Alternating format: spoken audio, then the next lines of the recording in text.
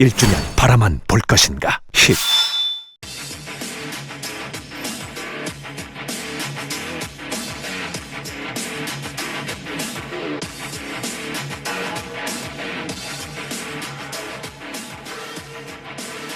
Welcome back, ladies and gentlemen.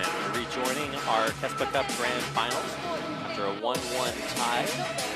Rock Tigers taking game number 2, even up the series versus the KONGDOO Monsters. We actually have a special comment from the president of KeSPA. Good.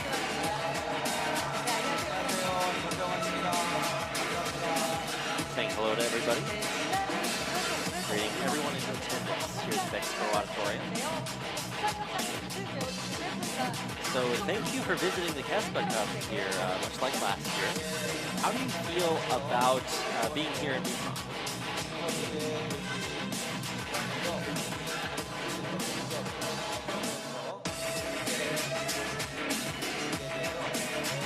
The president saying, I'm very pleased to be here to share sports with people of Busan.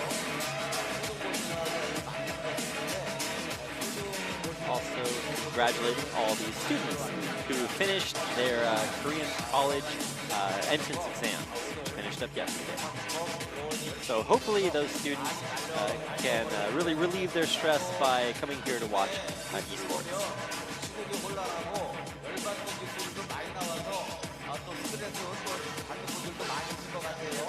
The president saying, there's a lot of controversial news going on here and in the world, so hopefully that is more stress that you're able to relieve here at the Lowell KeSPA Cup.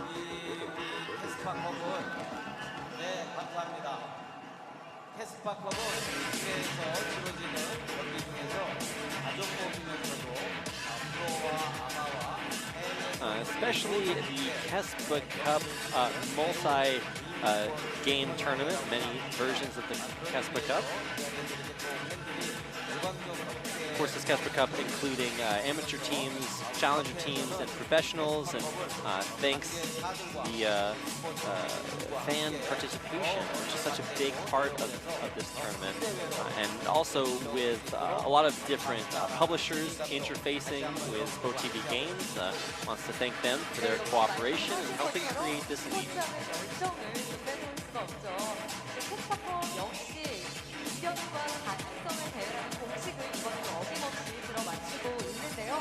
So the KeSPA Cup has always been a tournament of surprises.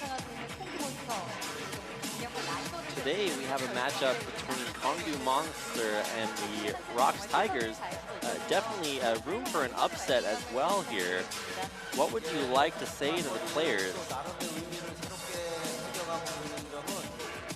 President Jun saying, the KeSPA Cup is a very meaningful tournament because it opens up new possibilities.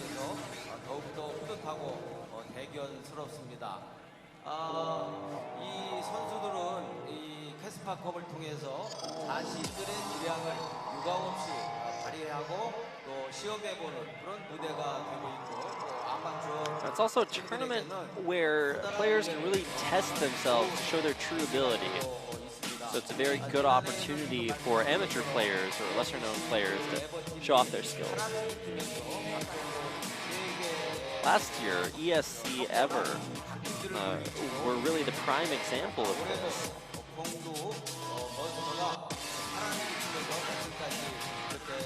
And KONGDOO Monster kind of doing the same thing again this year.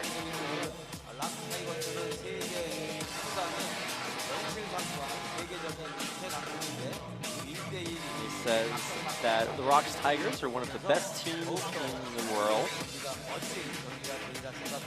So he thinks that this is going to be a very great match today.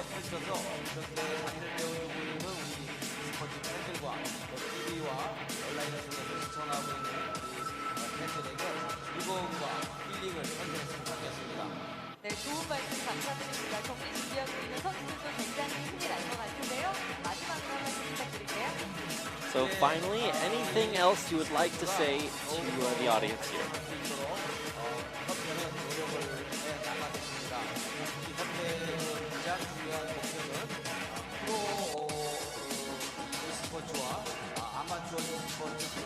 So one of KeSPA's biggest tools is to encourage the amateur-professional environment for esports. And so we're going to work on enhancing and improving the KeSPA Cup so that it can really bring together the amateur and professional scene together in the esports tournament. And again, he would like to thank Riot Games, ProTV Games, and all the different sponsors for making this tournament possible, saying that KeSPA has a lot of exciting things planned for the future. And on Wednesday, the 23rd, there's going to be an awards ceremony, the esports awards ceremonies, to really celebrate a lot of the different esports players and members of the domestic Korean esports community. So he feels like, so he hopes that a lot of attention will go to that as well.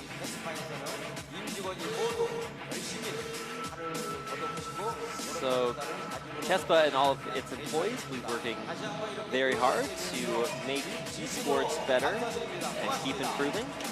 And they sincerely thank all the fans for attending here today. So once again, a big thanks to KeSPA President Byung-Hoon Jun. And finally, asking him to announce the picks and bans starting our third set.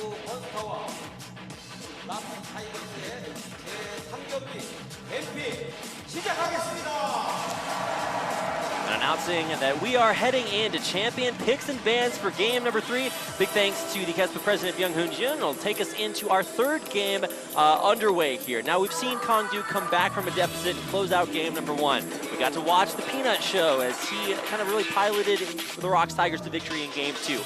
What's coming out here in game 3 now that both teams had a taste of what the other can offer? Well, it's going to see how they choose to approach it. I feel like the Tigers team composition last pick and ban was very proactive, and it was sculpted off of getting that Nidalee that was given to them. And I don't think that we're going to see Nidalee gifted to either team moving forward.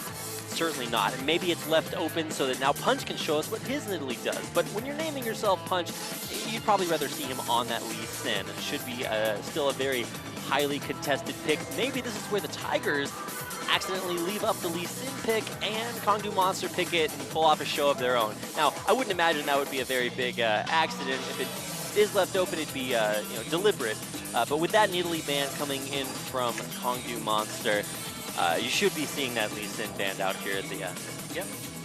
That's probably the most expected ban to happen, and off of that, that does leave up the Elise, Rek'Sai, Olaf, Graves that we can expect, and we might just end up having another ditto of an Olaf versus Rek'Sai. Could definitely be possible. Elise out there, we saw Graves hovered over earlier, but we haven't really seen Graves this tournament at all. Ryza has been banned away from Edge both game 1 and 2, which is kind of been a question mark for us.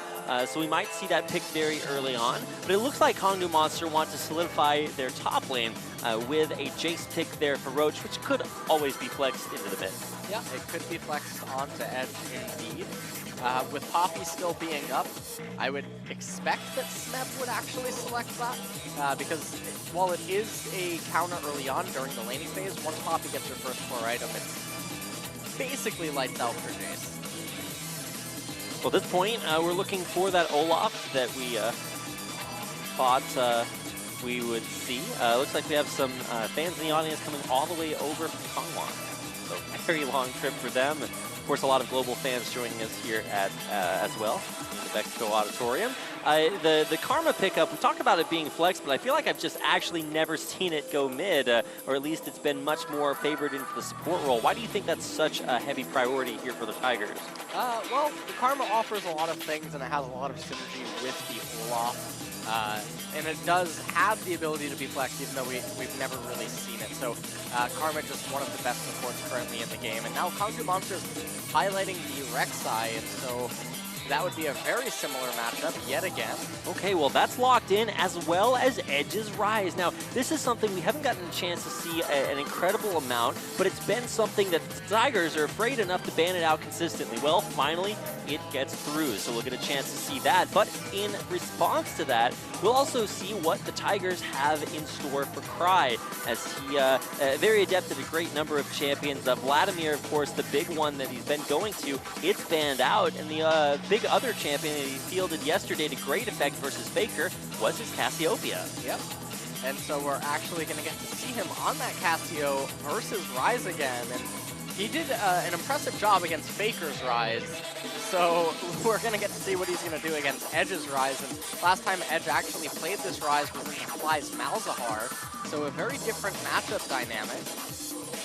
Yeah, certainly very different players there as well. So KONGDOO, final picks coming in here. Now, they've Rocks have left their top lane matchup for last, unless that is that the rare top lane Olaf or a tank Karma or something crazy like that. And KONGDOO have saved their last 2 picks for the duo lane. So looking to see probably the Jhin, and that is locked in there for Soul, but Guger getting a Zyra who's kind of fallen off after we've seen the rise of Misfortune. Yep.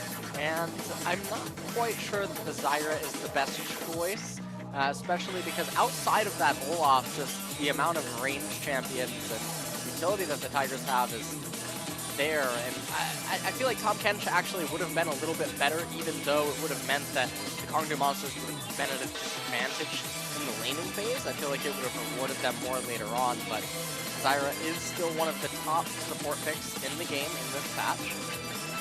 Very true, and that'll be the final lock-in for the Rocks Tigers with a Poppy pick up in the top lane for Smeb. Now, he had a lot of trouble dealing with Roach's Trundle in 1v1s, died a couple of times in that situation, and now Roach has the first picked Jace for KONGDOO Monster. Is there anything that really strikes you about these two team comps before we get into game? No, I really like the Tigers team composition this time around. I feel like it's a lot more stable and standard. KONGDOO Monsters team comp, though, it's basically one of the team comps they've been running all this kind of, or this type of tournament, where it also is standard, although with a bit more aggression than what we're normally used to seeing out of them. All right, well, that's going to do it for champion picks and bans here for our 2 grand finalist teams. KONGDOO Monster know what it's like to face the wrath of Peanut. He'll be back on Olaf, of course, for this game. They will have the permanently banned away Rise in the mid lane for Edge to show what it can do. They are on your screen. Of course, here are their opponents, the Rocks Tigers, who did bring it back. Had a chance to walk over and see a giant smile on Peanut's face. So we'll see if he can make a reprisal for this game number 2 roll. Get out there on Twitter, hashtag KeSPA Cup. Of course, cheer for our teams with hashtag KDM win or hashtag Rocks win to let them know who you want to come out on top. It's game number 3 and it's here. So let's get into game.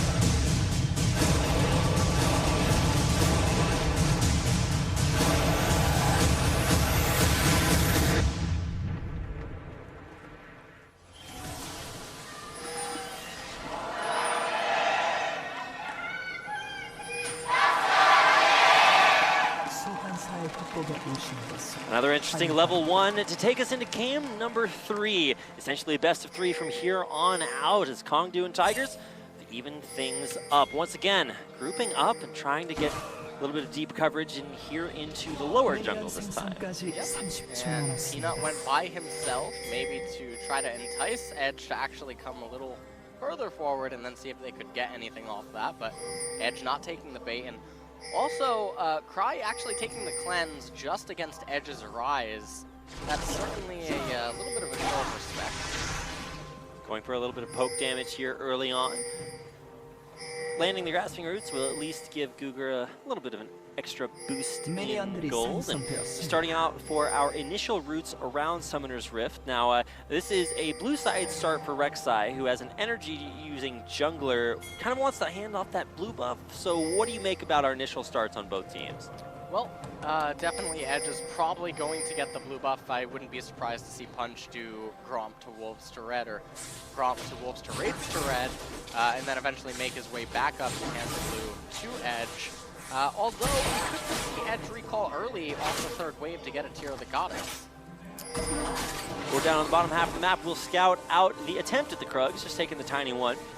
And you can see stats down there on the bottom half of your screen to show what an incredible mismatch this game, or this matchup was the last time that they faced off. Of course, that was a very, very different KONGDOO monster. They still had guys like Hippo in the top lane and Crush in the jungle. Since then, they've changed up a lot. Not only their players, also their coaching staff, which has attributed a lot of their success to Coach MC coming in and really turning this team around. Of course, him giving the credit right back to the players. And you see things looking a little bit more even this time around. Yeah, one of the interesting things about Guger on this Zyra is most of his losses, with the exception of the previous game, have actually been just on the Nami, which is a squishy range support champion. Most of his champion pool is actually made up of Alistar, Braum, Tahm Kench, and durable melee support champions. So the Zyra pick definitely outside the norm for his champion pool.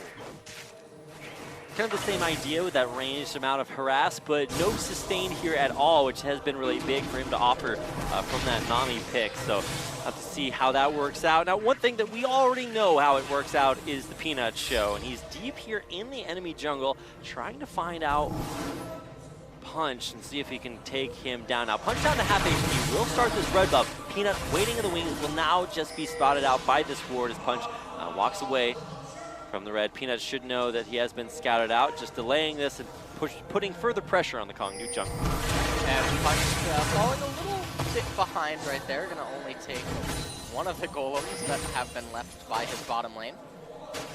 But Peanut not getting too much out of that. He does actually fall behind some camps and golems.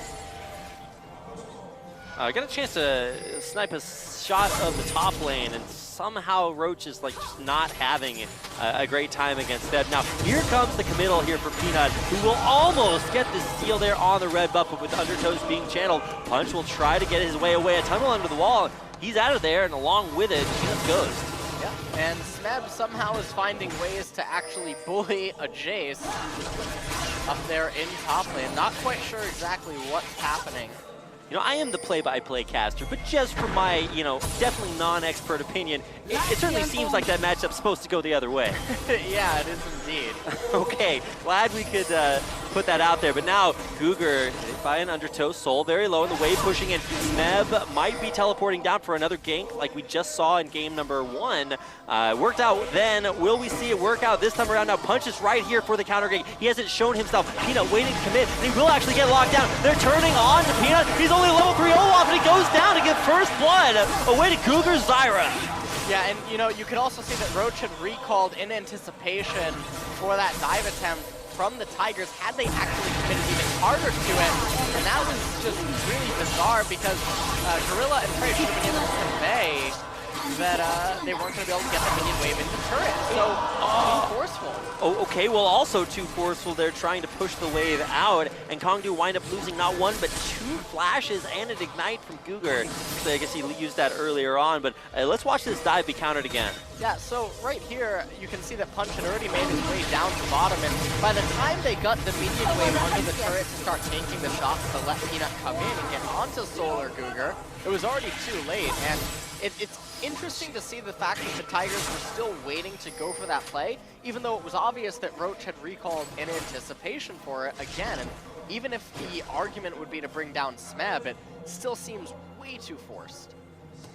Trying to get Peanut ahead, but it backfires, and that will actually have the opposite effect. So now, I mean, the gold did go on to the support at this point, but that does get an earlier Sightstone. Guger will have that for himself. Might allow the Vision to keep this bottom lane safe, as it has been kind of pressure, let's put it that way. Game 1 got dove extremely hard, didn't survive, and now we're starting to see things change around. So nice to see KONGDOO learning from their mistakes, avoiding the dive this time, and coming out on top. And Peanut, a guy we saw very strong in game 2, now having been countered, we'll see if he can right the Peanut ship and sail onwards towards victory. Down here in the bottom lane now, we are approaching level 6. Oh, there's the flash. You're going to be tethering up Soul. Exhaust to make sure it lands. He will try to turn things back around, but it's just not enough. Peanut coming right back in as soon as Ghost stops cooldown to pick up a kill to keep the score. And And that is a kill that the Tigers certainly needed, going on to Peanut. And next time Soul returns to bottom lane, hold that thought as a little bit of a trade happening in mid lane. Instant cleanse being taken out there by Edge. Cleanse still up there for Cry if Edge wants to try to come back and turn things around. What do you think was behind that Cry going in? Looking to force the cleanse? Yeah, I think Cry thought he could maybe trade a little bit harder, and Roach just might die. He walked forward somewhat uncharacteristically, and he actually is just going to go down to one more auto attack and Smeb can go for it. He instead goes for the heroic charge to heroically pick up a kill of his own in a now 1v1 that goes his way. Yeah, Smeb is now angry after the previous game, and we're getting to see that in full force here as he's managing to bully Roach in what should be a hard counter matchup, at least until the first item. And you can just check out this replay right here, and Roach is not expecting it. Smeb with the level advantage, able to take all of this all the way to Roach's turret and secure the kill. Yeah, actually for a while there, it looked like Roach was positioning aggressively, like he had help coming, but it just never came. There was no one in range, and he winds up going down in the 1v1. So now in the mid lane, we're going to see Edge grounded there for a second. Cry putting on the damage, a flash for flash exchange, but here comes Punch, looking to try to turn this one back around, avoiding that overload coming back his way. And we're going to play a little ring around the rosy here as Edge plays with the danger zone, flirts with it, Punch on the other side. He knows he's got Peanut here. There's a tunnel under. Punch taking a lot of damage of his own, and Rock's just dominating, dictating the mid lane. Yep, Rocks are in full control right now, and this is really nice to see. They picked it up in game number 2, and they're continuing to extend that here into game number 3. And I really have to say, though, one of the amazing points... Okay, well, Cry just walks up, finds one kill. Now he's looking for a second one. He's got Peanut coming the other direction. He's going to give him the alley-oop and look to hand it off, but a tunnel under the wall will illustrate Olaf's great weakness. All of those Flash Olaf players out there feel really vindicated right now as Peanut gets denied a kill and lets Punch escape. But I hope we get a replay of that, because it certainly seemed like Cry just walked up and killed Edge. Yep. And before we get a replay of that, it looks like Smeb looking for another kill. Maybe. Round 2, a decently sized minion wave there to help aid Roach in the trade. Let's take another look at this 1v1. Yeah, this is just Edge actually staying where he shouldn't be, and he was grounded right there, and the slow just gave too much of an edge to Cry, able to pick up that kill, and they're honestly really lucky not to have lost Punch there as well. He did escape there. Edge firing back, though, off of a game coming in from Punch, and okay, well, I don't think we'll need a replay of that kill, but this mid lane is kind of wacky way to start things off. Yep, and Gorilla poking him a little bit. I was about to say that one of the surprising things this series so far, though, had been that Punch did not look as dominant in his jungle routes, and you really just have to attribute that to Peanut. And replay on the screen right there of them getting the kill on the side. I'm waiting for a chance where we have a replay of a fight, but then also another replay of something elsewhere on the map, so we can have... We heard you guys like replays, so we put replays in your replays. That way, I'm just going to throw it over to LS, and maybe he can talk about one, and then I can talk about the other one. We can actually just get to a point where we can cast 2 games at the same time. That's the future. It's not here quite yet. And of course, the series not over. It's tied up 1-1. But after some kind of worrying trends here, is KONGDOO really putting themselves into a position to maybe take over? Well, they are certainly fighting back. The advantage for the Tigers is not as big as it once was, and Edge moving down the bottom here. Here comes the curtain call. Rise teleporting behind the turret, and there's Punch. Maybe look to tank it. Now minions will at least start this off. Edge dropping aggro there. The damage coming in from Roach off the TP. Prey looking to go down there. He's actually going to flash aggressively into Soul. Edge there with a kill. Punch wide drop here. Looks like with Peanut coming right up on him. The red buff will continue to burn him down and take the kill. Edge will be the next casualty, and it looks like Saul might go down here as well. A perfect turnaround there as Rock's Tigers come up and might be looking for more. The dive under the turret. Smeb's pretty high health here, and Guger with not a lot of places to go tries to kite it out, but in the end it's a kill there by Peanut to pick up a 12-minute ace for the Rock Tigers. Yeah, and that is pretty explosive right now. The Tigers have just propelled themselves to an enormous lead, and we can check this out right here. Punch and Edge setting this up, what they probably thought perfectly, with Roach coming down from the top. Gorilla went down instantly, but Frey able to live a little bit longer. When Smeb and Peanut showed up, Roach was stuck between a rock and a hard place, and then Cry able to get a flank basically on the KONGDOO monsters, and then from right there they were able to finalize all of the kills. And even Googer trying to come back in and help out his team with no mana, winds up going down to give away the ace. I don't know, this is certainly a big swing for the Tigers, who will also take that first turret blood as well after the team fight, like you guys saw in the picture-in-picture during that replay. Yep, and a 4,000 gold lead for the Tigers here at 13 minutes.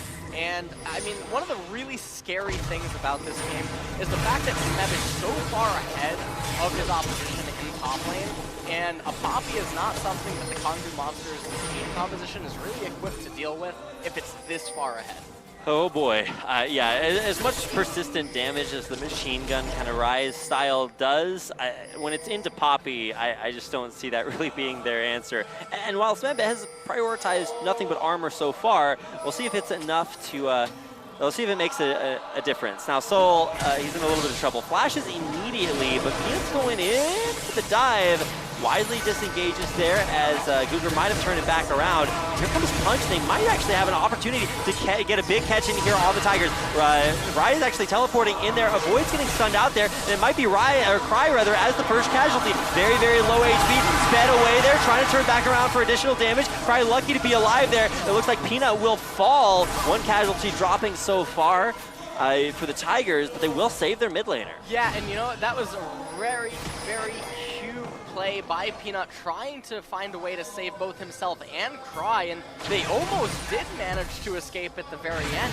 They had extended that so long that Frey was able to get quite an advantage actually in the mid lane farm and a lot of damage on the turret, so really big credit to them. Back to the mid lane turret we go. Bottom lane's been where all of this action's been going down. And it's certainly been exciting to watch a game that's not just, you know, a passive farm fest to 30 minutes. A lot of action and aggression, but this time, KDN turned it around. Yeah, and this started pretty bad for the Tigers. They turned it around to some point, but Cry messed up his ultimate right there, not getting the stun onto Edge.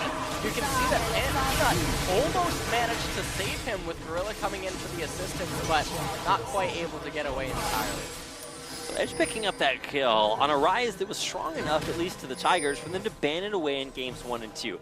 Now he's finally got it, and while it might not be the answer to Smeb's 3-0 Poppy, what does this really offer the team that was so valuable for Rocks to ban it away now that Edge is finally starting to get the Rise train running?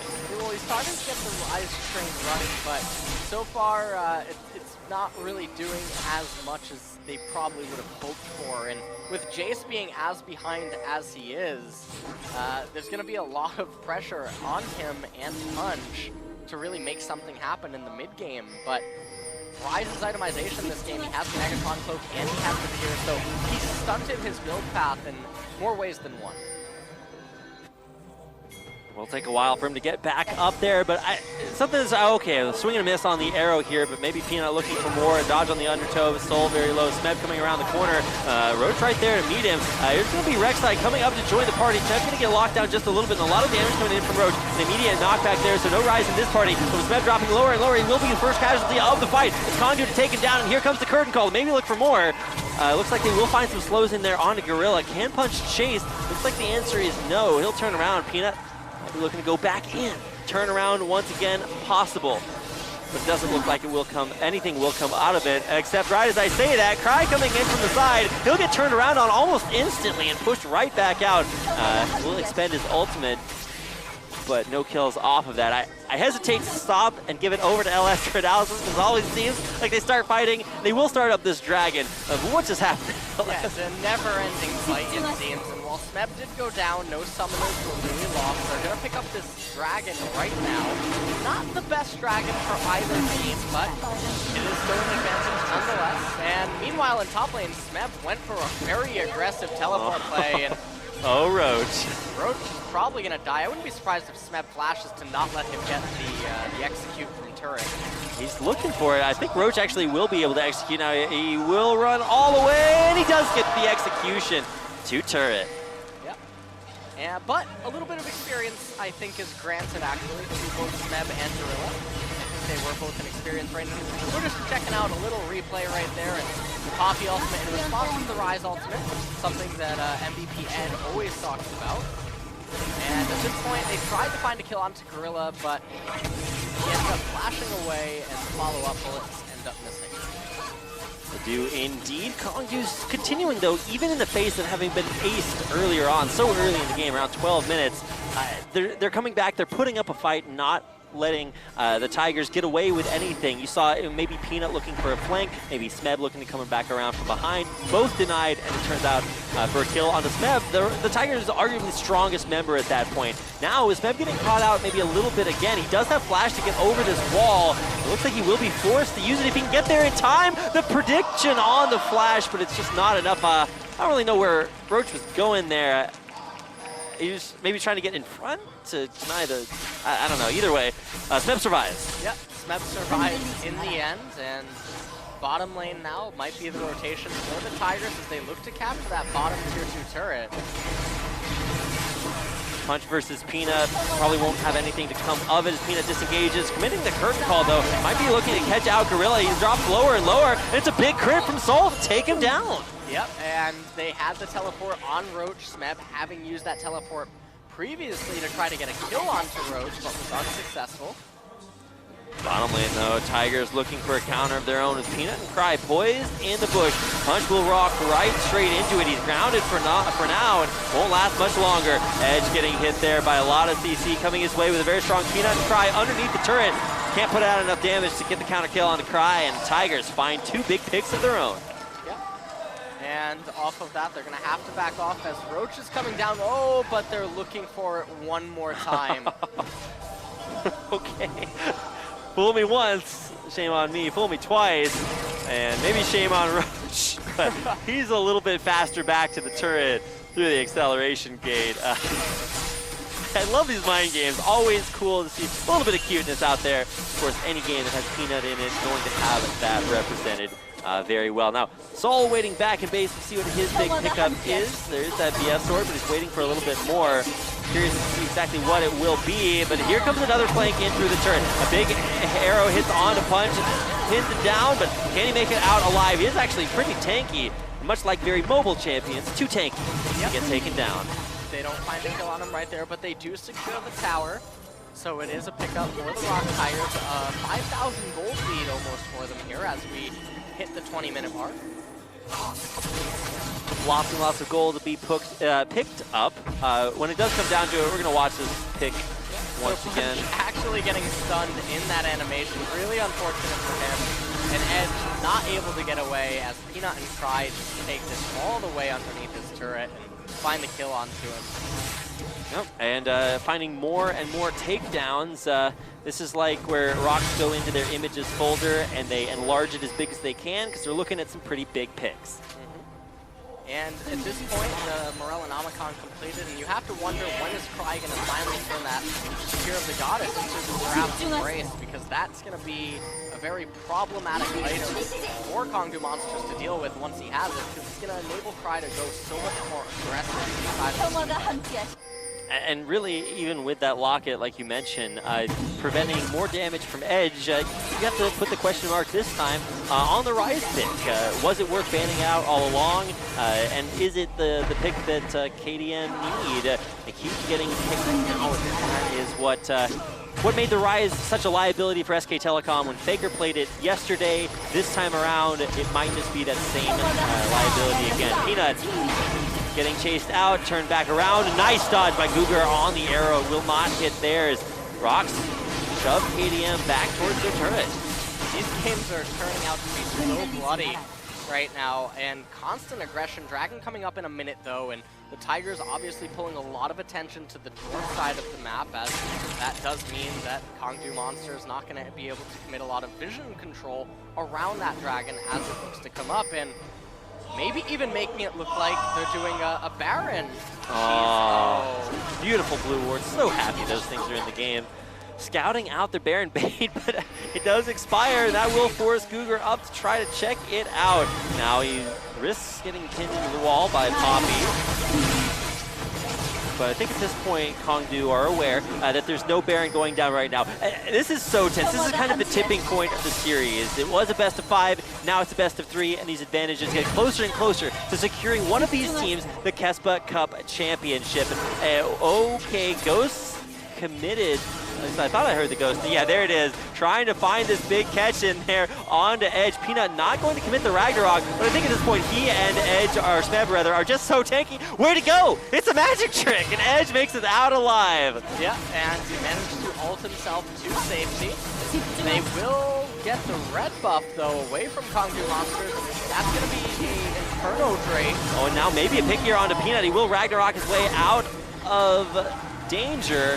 The boy's getting picked off, and now maybe it's Smeb. He's going to get knocked back in there with a Thundering Blow, and maybe here's the curtain call to take him down. No, Roach there to take the kill, getting revenge for the 1v1 matchup, and a nice pick found once again by KONGDOO that might set up this Dragon. Maybe Cry having something to say about it. A big Stranglethorns will at least get the knockup in on a Gorilla. Looks like with a flash away, he's trying to survive. A big crit, and there's the Dancing Grenade to secure the kill for Saul. Rox Tiger's trying to turn that one back away, but maybe just looking to save themselves. Peanut very low there, Edge trying to kite out, and he will actually flash to flash his Cry though with the outplay. He's the one to find that kill on the KONGDOO mid. Now Peanut, Cry very, very low along with the turret they're hiding underneath. Can KONGDOO find the picks they need to close this fight out in their favor? Grasping Roots will not land. There is the captive, or the Deadly Flourish that won't find any more. So Rock's disengaged, but KONGDOO now have an Infernal Drakes in their sight. Wow, that was such a tense fight that it was looking so bad for the Tigers as it went on, but then Cry and Peanut managed to turn it around, and Cry with some really sick maneuvers at the very end there to get that kill onto Edge, and then him and Peanut managing to get to safety, and at the end of the day, they're going to get the Inferno Drake, which is huge for their team composition. I gotta watch this replay. Those flashes at the very end between Cry and Edge, or Edge actually didn't flash, but Cry to get over the wall. Let's take another look at this fight. Yeah, so Cry actually just going really hard at Roach and Punch right here, and Cray landing that enchanted crystal arrow. Gorilla almost getting caught up right there, Soul flashing in and managing to find the kill onto him, and you can see Edge with the flank from behind, and him and Peanut are, dancing in the background right there, and Cry with the outplayed flash, and then grounding punch right at the end. And you can see Soul misread maybe the direction that Peanut and Cry were going to take, and by that point it was just a little too late as Cougar wasn't able to snare either one of them up. Cry with a little bit of a juke right there, and honestly, very impressive Cassiopeia movement. He showed him yesterday versus Faker, which is kind of the litmus test of your mid lane. Can you stand up to the pressure? And he definitely did turn it right back around on a Faker. Now here versus Edge, continual outplays, 5-1. Cassiopeia scoreline. Rocks still in the driver's seat, although the goal lead is lessening. Which I say right as Cougar gets picked off. That might certainly be Baron, as they are headed there right now, and without Cougar, their only real engagement is a flash Rek'Sai knockup. So they're going to have to concede this. If they try to fight this and it goes wrong, that could spell the end of the game for KONGDOO Monsters. Curtain call in there, trying to ground out the back line, and maybe even just Punch's presence too much. He will tunnel in, and now is there enough damage? No, smite steal for a Punch, and Peanut to secure the Baron takedown. Edge there in the front lines will be taken out there, and one kill after another. The Rox Tigers find their first big advantage. Yeah, and the Tigers with that Baron buff are probably going to get a lot off it. I would be surprised if they don't. In the meanwhile, though, Roach did manage to pick up a tower for KONGDOO. And so we're taking a look at this, and you can notice that everyone actually stopped Baron, but then randomly Punch just goes in, even though there was no damage being inflicted to it, and the Tigers were taking it. And so a little bit of maybe emotions getting the best of him right there, and this is what I was worried about for KONGDOO Monsters, where if they commit to trying to prevent this, they had so much to lose. And lose it they did. At the end of the day, it's a Baron buff there for Tigers. Even though they got that ace early, what I meant by the first big advantage is that now with this, those kills and the Baron buff, they can look to really put a dent in this game with the lead that they have established. Roach in danger, but does not face check the Tri-Brush. Recall goes through to Cry, who will complete his third item and put himself in a pretty big lead that Edge is not going to be able to match anymore. They're getting locked down. There's a knock-up. The Rune Prison will lock him down a little bit further. You know, running back away, the Prey Seeker to try to lock him down, and another last-second save on the Shield Gorilla. Again, with a nice, ensuring his teammates' survival. Indeed, and right now, Rylai's Crystal Scepter completed for Cry. Still no completion of that quest item for the Tear of the Goddess, and I mean, I'm actually really surprised that he hasn't completed it, given the fact that they've had an advantage, and the active of that item really helps enabling the forcing of that. Does at least have his Scepter complete. Very close to his name. Maybe if he puts up a good enough performance with that item on Cassiopeia, we'll call it the Rylai's Crystal Scepter. We've got it built and will help Smeb take down the second tier turret in the bottom lane. And that's really going to even up that second tier that Roach took down there earlier. So Tigers starting to really push home with this Baron advantage. We'll see how much of an advantage they can get off of it. Smeb certainly already on duty in the bottom lane, putting pressure on that first inhibitor turret. The rest of Rox looking to shield up and take their chances here in the mid lane. Now Smeb coming through for a big pick will immediately blow Googer apart. No Zyra passive to add extra true damage here to the fight as now KONGDOO looks to disengage. It's Roach to get knocked up to immediately force his flash away as the second tier turret mid does fall. The Tigers look to continue to push their advantage even on through to this inhibitor turret. Only Baron buff powered cannon minion to survive. Plenty of duration here for this Baron buff to allow the Rox Tigers another push it. And Peanut taunting a little bit, waiting damping it up. Smeb going in though through the turret, forcing the rest of KONGDOO to disengage there, but Edge can't run far or fast enough. And another great heroic charge, one after another, one by one. The Tigers find more and more kills coming their way. They will break the base. Cry there trying to get a 1v1 here onto Googer. He'll get knocked up there by the Stranglethorns and also empower those Zyra plants. This is a little bit of a closer fight than I initially thought it would be, but Cry doesn't have too many problems there. Googer trying to just desperately get back onto the fountain, but a big bully Cry will make him at the end of it all. That's going to be the ace for the Rox Tigers, who pushed through their first inhibitor of the game and might commit to the win here. Long death timers will mean that they will go for it. Of course, Smeb's teleport will allow him to render these minions invincible if he wants to go for it. Not quite sure what just happened. At the very, very least, they could have captured one Nexus turret, which is actually pretty big because then that means that you can't just neglect the mid lane inhibitor from being down, as the turrets will not raise it. But at this point, Smeb coming in here, there is no Googer present in this fight, so they don't have that Zyra disengage if they do need it. You can just see the damage coming out from Cry and Prey and the endless amount of slows coming out from the arrows and the undertows from Peanut, in addition to the ground hit from Cry. It's too much for KONGDOO monsters to deal with right now. Actually just insane to look how hard they go in these team fights, just finding one pick after another, and KONGDOO, like you said, just can't run far or fast enough away. Another 6,000 gold advantage there for the Tigers, who find a 10,000 gold, over a 10,000 gold advantage here. Just cresting that at the 30-minute mark. Now looking for their third dragon of the game, will take down their second Ocean Drake to allow the next spawn of the Elder. On the bottom half of the map there, Smeb positioning very far forward. Would be a big pick if KONGDOO can find it. A last second stoppage on that recall will mean that Edge will be a slower back to base. Will it be impactful here? That arrow will not be available for Rox to use to push through. This might actually be a very funky timing where it does enable them a way in. And now that's going to be the second inhibitor of KONGDOO monsters falling here. KONGDOO, they're in no position to try to turn a fight. They just have to sort of find a way to resist this. Going forward, finding a knock up there on Edge. The turnaround, though, could be KONGDOO's opportunity. First calls coming out and trying to stop a few of the members of Rocks from disengaging, but it looks like they're going back in. A point-blank stun there on to Roach. He'll be the first to fall there for KONGDOO. The Rocks Tigers continuing now to pile in, and this looks all too similar to the last fight. They find one kill after another. Punch trying to get back onto the fountain. He will just barely make it. But turnaround now, KONGDOO trying to push the Rocks Tigers back off of their fountain.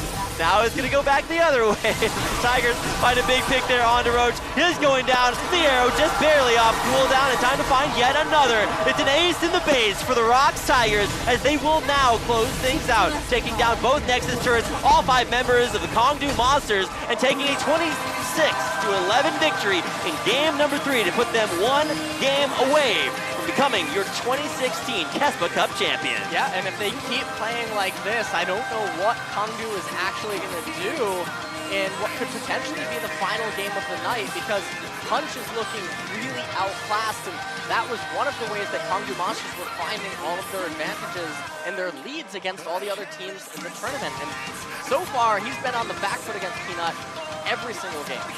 Yeah, in an interview taking us into this game, Peanut actually said that he wondered, or he wished rather, that they could have played like this at Worlds, highlighting that they actually feel like they're just firing on all cylinders, looking pretty perfect, and they certainly did, pushing through for the win. Yeah, and in this final team fight, you can just see KONGDOO don't really have the items to resist this sort of a push from the Tigers, and the Nexus turrets were already under siege from the super minions, and it's all just too easy for them to wrap that up. There you can see your eyes on the KeSPA Cup. That is where the Tigers are looking as they find themselves 1 game away from victory. We're going to take a quick commercial break, so don't go anywhere. We look to see if they can close it out or if KONGDOO Monster can find the comeback they so desperately need.